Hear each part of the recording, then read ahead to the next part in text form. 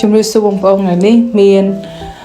អីគេមកបញ្ញាយទៀតហើយ it's for dessert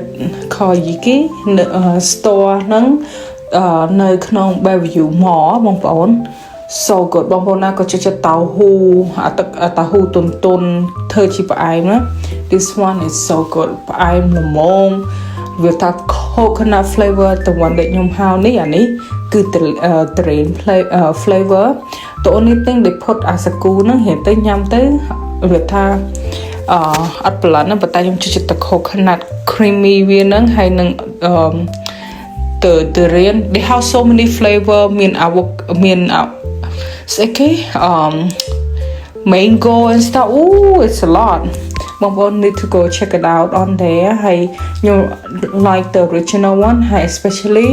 first time បងប្អូនខ្ញុំ recommend to try the one of fresh in coconut ហ្មងអាហ្នឹងឆ្ងាញ់មែនតើបងប្អូនដូចនៅស្រុកខ្មែរដូចជាហួយហើយ